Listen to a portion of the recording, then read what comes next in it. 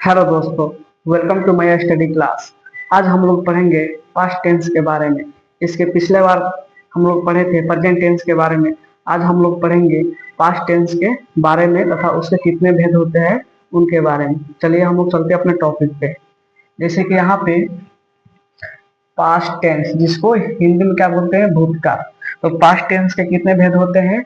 चार भेद होते हैं। पहला हो गया पास्ट इंडिफिनिट टेंस, और दूसरा हो गया पास्ट कंटिन्यूअस टेंस, और तीसरा हो गया पास्ट परफेक्ट टेंस, और चौथा हो गया past perfect continuous tense.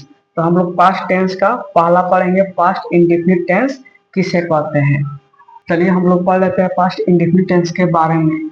Video को स्किप करके पास्ट इंडिफिनिट टेंस के बारे में लिख लिया गया है ताकि आप लोगों का वीडियो जो है लंबा ना हो। ठीक है, तो पास्ट इंडिफिनिट टेंस किसे कहते हैं? तो इसका डिफिनेशन है, जिस क्रिया के अंत में ता था, ती थी, ते थे या ई या ए आए तो उसे पास्ट इंडिफिनिट टेंस कहते हैं। बनाने का नियम आपका होगा subject plus verb two plus object. ठीक है, जैसे कि यहाँ पे कुछ एग्जांपल्स लिखे हुए हैं। जैसे कि हम लोग स्कूल जाते थे। इसको कैसे बनाएंगे? सबसे पहले हम जो सब्जेक्ट है, सब्जेक्ट यहाँ पे लिख दिए, और इसमें कह रहा था वर्ब यानी क्रिया का दूसरा का रूप लिखने के लिए। इसमें मेरा जाने का क्रिया मेरा क्या हो रहा है? जाने का।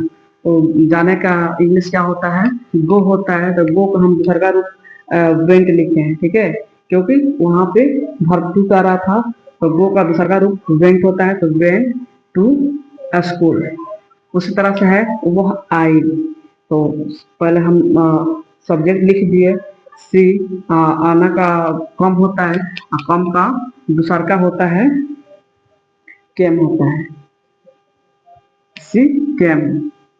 इसी प्रकार से हम लोग पास्ट इंडिफिनिट टेंस के बारे में जानते हैं और पढ़ते हैं पास्ट कंटिन्यूअस टेंस के बारे में। वीडियो को स्किप करके इसको लिख लिया गया है ताकि आपका समय ज़्यादा ना लगा हो और कम समय में यह जानकारी प्राप्त कर सके। चलिए पास्ट कंटिन्यूअस टेंस के बारे में जानते हैं। जिस क्रिया के अंत में रहा था, रही थी, रहे थे आदि रहे उसे पास्ट कंटिन्यूअस टेंस कहते हैं। जैसे बनाने का नियम आपका दिया हुआ है, सब्जेक्ट प्लस वाज या वेयर प्लस वर्ब में आईएनजी लगाना है और लास्ट में ऑब्जेक्ट वर्ब। ठीक है, जैसे कि यहाँ पर दिया है वह खेल रहा था, वह खेल रहा था, तो मेरा सब्जेक्ट हो गया ही, तो ही लगा दिए। उसके बाद वह के साथ वाज लगता है तो वाज लग गया। उसके बाद खेलना का होता है, पल्ले होता है, तो कह रहा था वर्ब में आईएनजी जोड़ने के लिए, तो वर्ब पल्ले में आईएनजी जोड़ दिए, क्या हो गया? प्लेइंग। उसी प्रकार से वे लोग जा रहे थे, तो दे वेयर गोइंग। और कुछ और एग्जांपल्स ले लेते हैं, जैसे वे लोग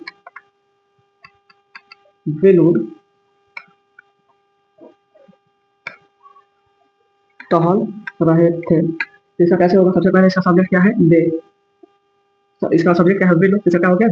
दे वेयर, और वर्ब में कर रहे हैं आईएनजी जोड़ने के लिए, तो टहलना का होता है WAL के वाक, इसमें आईएनजी जोड़ देना है।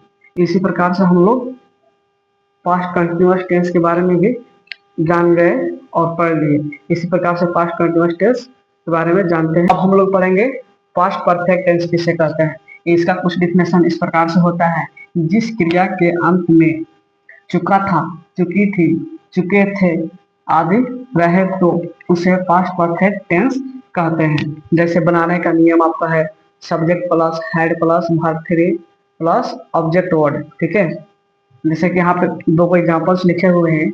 जैसे वह घर जा चुकी थी, वह घर जा चुकी थी। तो इसका बनाने का नियम क्या कहता है कि सब्जेक्ट के बाद आपको हेड लगाना है, हेड के बाद जो मुख्य क्रिया होगा उसका तीसरा का रूप लिखना है, उसके बाद ऑब्जेक्ट वर्ड लिखना है। तो मेरा सब्जेक्ट क्या था? ही, तो ही लिख दिए। उसके बाद हेड का उपयोग किए और देख रहे हैं इसमें क्रिया क्या है? जाना। तो जाना का तीसरा का रूप हो गया गॉन। उसके बाद ऑब्जेक्ट वर्ड क्या दिया है? घर। तो यहाँ पे होम लिख दिए। ठीक है, जैसे कि यहाँ पे कह रहा है मैं गिलास तोड़ चुका था, तो मैं गिलास तोड़ चुका था, तो इसका हो गया आई हैड ब्रोकन गिलास। तो इसी प्रकार से हम लोग पास्ट परफेक्ट टेंस भी पढ़ लिए। तो डाल देते हैं पास्ट परफेक्ट कंटिन्यूअस टेंस के बारे में। तो इसका कुछ डिफिनेशन है, जिस क्रिया के अंत में रहा था, रही थी, रहे थे, रहे, लेकिन उसमें समय का भी जिक्र किया गया हो, उससे क्या कहते हैं? पास्ट परफेक्ट कंटिन्यूअस टेंस कहते हैं।